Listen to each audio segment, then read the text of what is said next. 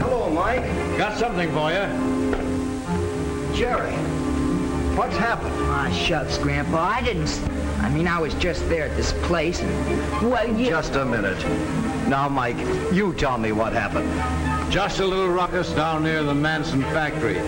One of those soapbox fellas gets up and starts hollering, down with this and down with that and down with capitalism and down with old man Manson. Then some guy threw something and the fight started. Boy, was it swell. I dare say. There was Jerry in the middle of it all, so I took him into protective custody, you might say. Oh, gosh, Grandpa, I wasn't doing it. Anyway, I thought I'd better bring him home before he got into more trouble. And I'm mighty glad you did, Mike. Thanks a lot. Oh, 'twant anything. With them 6 boys of mine, there ain't a minute's peace anywhere. So it was fun, eh, son? Oh, sure, Gramps. Boy, I bet old man Manson's sore when he finds out. He thinks he's the most important guy in town. Well, guess we showed him. Wait a minute, Jerry. Old man Manson may not be any more important than a lot of men. But your life at Manson's factory is pretty near the most important thing in this town. What do you mean, Gramps? Let's take a walk. And I'll tell you. It's like this, son. Some people can say a lot of crazy things and make a lot of rumpus, and I suppose it seems like fun to you. Well, it sounded like a good idea at the time. I suppose so. Well, there are a lot of people who seem to think that it's smart to criticize an established institution, like the factory. But you want to remember this, son. Anybody can criticize. Anybody can be destructive. But you ought to know what it is you're talking about before you talk. The man on the soapbox explained everything. Now, he said... Yes, I know what he said. But you weren't there, Gramps. No, but I've been there before. I've heard these terror downers, and I know the one thing that man didn't tell you was the truth about the Manson factory. Well, what do you mean? Well, son, that factory isn't just a building of bricks and steel. It's more than that. Far more. It's your town. My town? Well, gee, how do you figure that? Want your paper, Mr. Robinson? Oh, thanks, Bobby. Let's sit down here. Now, I'll tell you something about this town of ours, Jerry. It all began a long time ago, when I was young and the town was young. And there wasn't anything to it but one straggling street and a few struggling farms round about. Soil was all right, but there just wasn't anybody around to sell the crops to. But the town did have one thing. There was a man who had a dream. He had an idea, and his name was Manson. And he knew a man who had some money to invest. That was how it started. At first, it was just a little factory. And then, son, things began to happen in this town. I was there, and I know. I turned the first lathe in that factory. And as the factory grew, new folks moved to town and brought their wives and families. The town began to grow. Homes and gardens began to spring up all around.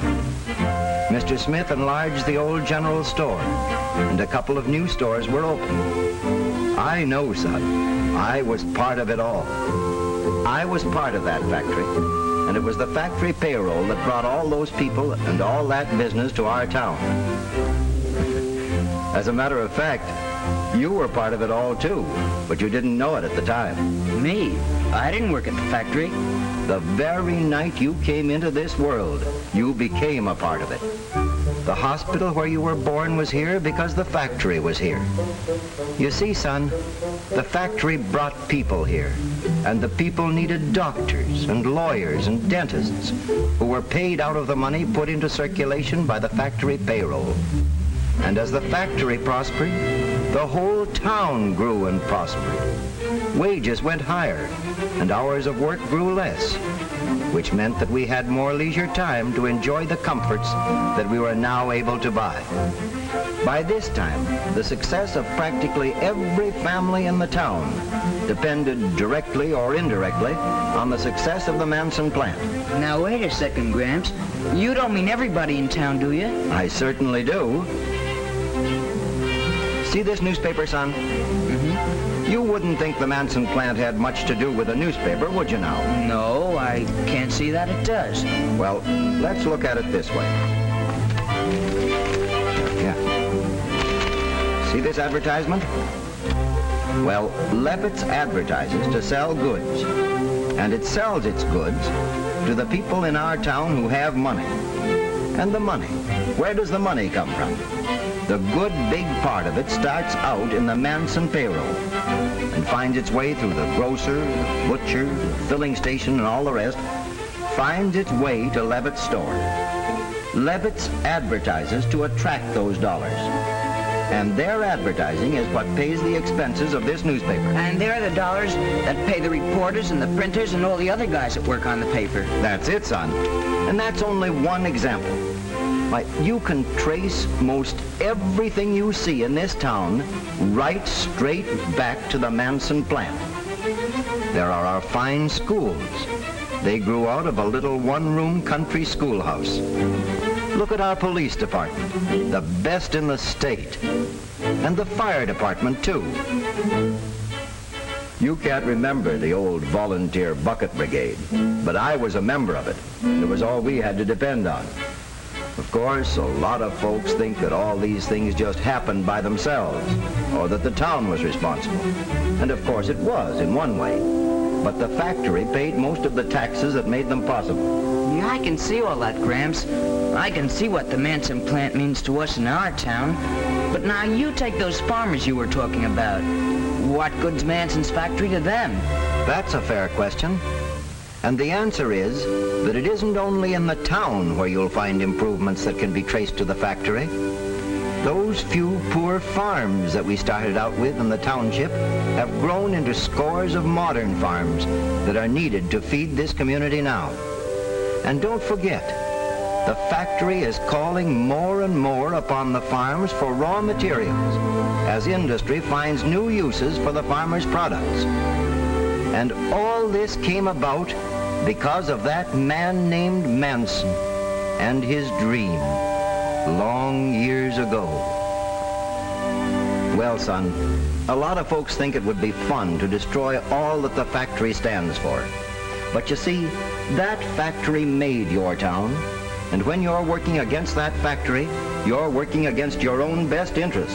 Gee, Gramps, I never thought of it that way before. Why, when you try to tear down industry, you're working against the very scheme of things that built 1,000 or 10,000 towns like ours and made this country what it is. You mean even places that don't have factories? I certainly do. Whether a town has grown up around one factory like ours, or whether it hasn't any factories or 50 factories, the principle is the same, Jerry. The well-being of all our people depends on some productive enterprise somewhere. Everybody's welfare can be traced back to manufacturing and industry.